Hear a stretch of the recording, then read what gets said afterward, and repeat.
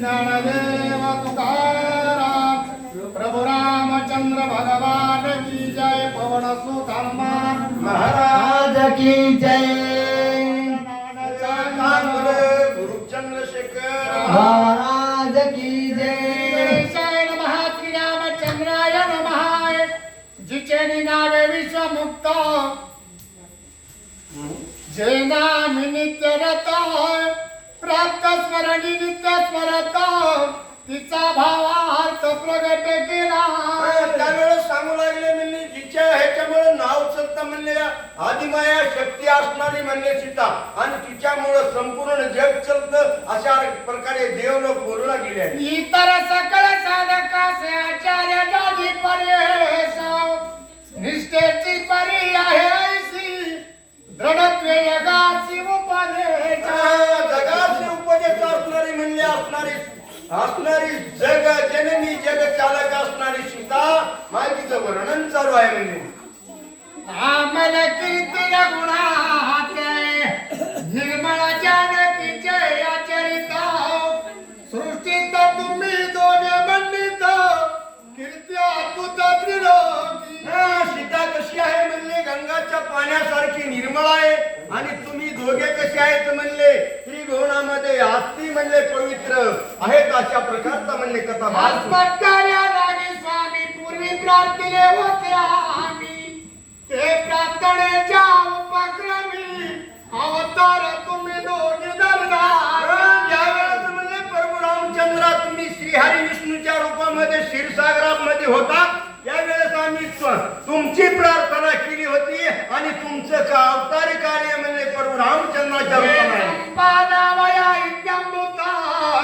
लक्ष्मी सीता निश्चिता आम्हाला कष्टाने बहुत कर्म देहांतर चरणी रामा रामा म्हणले तुमची प्रार्थना केली आणि लक्ष्मी जी आहे ते म्हणले सीता आहे आणि त्याच्यासाठी म्हणले आम्ही भरपूर कष्ट घेतलेला आहे अशा प्रकारचं म्हणले ते 30 कोटी देव बोलू लागले विष्णू परमात्मा मनुष्याला कृतमाय अवतरण्या मेघाच्या राक्षस दमाने वाटिले काय प्रभू रामचंद्र म्हणले तुम्ही विष्णू होतात प्रभू रामचंद्राचा पूर्ण अवतार तुम्ही आहेत आणि राक्षसाला मारण्याकरता तुम्ही म्हणले असणारा अवतार धरलेला आहे राजभोगा देवोनी पाणी दुस्तर निष्ठा अंगीकारोणा वळवासी जालावणी पावनावणी करावया ऐका म्हणले प्रभू रामचंद्र तुम्ही म्हणले राज्याचा उपभोग सोडून दिला आणि वनाचा स्वीकार केला आणि असणारी पृथ्वी म्हणले दुष्टातून नाहीच दुष्टातून नाही साहोनी कष्ट कर्म केले पयाच्या हाताव निवटिला दशकंठ सुर संकट निरसिले काय केलं म्हणले तुम्ही वनाच्या ठिकाणी आलात आणि दुष्ट राक्षसांचा म्हणले वध केला अशा प्रकारचे कार्य विषय दाताराय माता घ्यावे की उपकारा सृष्टी रक्षणी कळवळा पुरा तुझला गुणा पहिले काय म्हणले तुम्ही या सृष्टीच्या रक्षणाकरता अवतार घेतला काय तुमचं म्हणले असणारे गुण घ्यावा असे 33 कोटी देव सकळांचा विक्रताय तू सकळा प्रतिपालिता सृष्टी घातक अलंकरणाता शरीर गुणात हानी वाटिल्या एका क्षणामध्ये असणाऱ्या राजा रामाला प्रभू रामचंद्र तुम्ही मारलं आणि सृष्टी असणारी म्हणले दुष्टाच्या तावडीतून सोडले तुझी निक्षेप कोटी शेणी वाटी सकळा सृष्टी मारिता कंठी नवल कोण प्रभू रामचंद्र म्हणले तुझ्या ठिकाणी गुण आहेत आणि दुष्टाचा नाश करता म्हणले क्षण सुद्धा लागणार नाही काय तुमचा गुणाता कीर्ती केली जगत्वता उतरावया लोका समता झाली सर्वता जगत प्रभू रामचंद्र म्हणले तुमच्या गुणाचं वर्णन काय करावा आणि तुम्ही म्हणले तिन्ही लोकांमध्ये उत्तीर्ण झालात अशा प्रकारचा कथावा गुणाता कीर्ती केली जगत्वता नाही की नाही झाली की उतरावया लोका समता झाली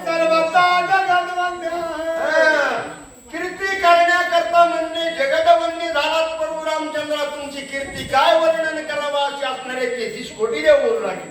तुझा दासीर गुन्हा काय वाल्मिकाना गाता बघतात तेने गायली जगता ते यथार्थता संपादिली. काय सांगू प्रभू रामचंद्र वाल्मिक ऋषीने म्हणले कथा लिहिली आणि ती तुम्ही पुण्य पावन करून दाखविली अशा बोलू लागले. रामकथेविन जगती तळ झाले होते शून्य मंडळ जे बसविले सकळ कीर्ती मंगळ करून. कीर्ती मंडळ करुणी म्हणले प्रभू रामचंद्र म्हणले रामकथा वाचून म्हणले ही प्रत विष्णूनी झाली होती अशा प्रकारचा कथा. श्रीराम कथा विशुद्ध ज्याचे वाचे सिये सिद्ध तो पावे अगाध बोध परमानंद श्रीरामे. ही रामकथा कशी आहे म्हणले जी रामकथा ऐकल ती म्हणले रामकथा शुद्ध आहे आणि रामकथा ऐकणारा भक्त म्हणले असणारा पुण्य पावन होईल अशी कथा ही अमृतमय आहे. जो परिसे एकाग्र चित्ते निमग्न होय निजारते श्रीराम स्वये तयाते निज निश्चिते स्वये उतरी. श्रीराम स्वयंनिज म्हणले त्या भक्ताचं तारण करी. कारण काय स्वस्थ मनानं स्वस्थ चित्तानं नाही बोलता जर कथा ऐकली म्हणले तर प्रभू रामचंद्र त्यांच्या पाठीशी उतरी आहेत. हा उद्गार पाहो स्वयं सह राम राव अर्थ सबाय स्वयमेव आविर्भाव रामाचा. रामाचा एक चित्तानं जर कथा ऐकली तर म्हणले संपूर्ण भाव प्रभू रामचंद्राच्या चरणी जर लावला तर म्हणले त्याच्या कार्यकर्ता प्रभू रामचंद्र तत्पर उभे राहत आहेत. अर्थरूपल गुणधाराय श्रोता वक्ता सबाय पूर्ण स्वय कोदे पयापण स्वानंद घन पूर्णत्वे. स्वानंद घन पूर्णतः प्रभू रामचंद्र कसे आहेत. श्रोता जरी असला आणि वक्ता जरी असला तरी सर्वांचं पालन करणारे कोण आहेत म्हणले तर प्रभू रामचंद्र आहेत. श्रोता वक्त्याची कथा राम कथेचा दर धरिताय कळी काळात आणून लाता निज मुक्तता पावी फार सुंदर प्रकारचं वर्णन नाथ माऊलीने केले. श्रोता वक्ता जर कथा कानानं ऐकली तर म्हणजे काळ सुद्धा जवळ येत नाही अशा प्रकारची रामकथा आहे. तरी श्रोत वक्त हे जनला त्यास्यानो बोधिता साचार स्वयं रघुवीर सोडनिका. त्यावेळेला सांगितलं म्हणले काळाच्या तरी तडाख्यात माणूस सापडला आणि ही रामकथा जर ऐकली तर काळाची सुद्धा ताकद नाही म्हणले जवळ याला अशा प्रकारची रामकथा आहे. आई सिद्धी उडी आशीर्वचनाय देवी स्तवी लाकी रघुनंदना रामे घालून लोटांगण सकळ सुरगान वंदिर. त्यावेळेस काय केलं प्रभू रामचंद्रांनी सर्व श्रुत्या वक्त्याला आणि ऐकणाऱ्याला म्हणले आशीर्वाद दिला आणि देवलोकाला लोटांगण घातलं आणि आशीर्वाद दिला म्हणले. करोनीचा कळांचे स्तवन सुखमय रघुनंदना पुढे देखोनी हुताचन करी विनवन तयाचे. त्यावेळेस काय केलं सर्वांना लोटांगण घातलेला आहे प्रभू रामचंद्रांनी आणि मोहरी असणारा म्हणले अग्नी नारायण दिसलेला आहे आणि त्या अग्नी नारायणाचं दर्शन म्हणले प्रभू रामचंद्राने घेतलेलं आहे. आता आद्य संपत आलेला आहे. फक्त राहिलेत आता 10 ओव्या. प्रभाकर मिसाळ महाराज कोलेवाडी हे राहिलेली 10 ओव्याची सेवा घेणार आहेत आणि सूचक म्हणून आपले सगळ्याच्या आवडीचे चंद्रकांत चंद्रसेन मुंडे रानबाईची वाडी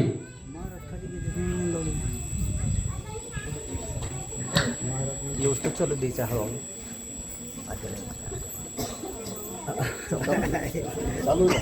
चालू या काय झालं बंद होता.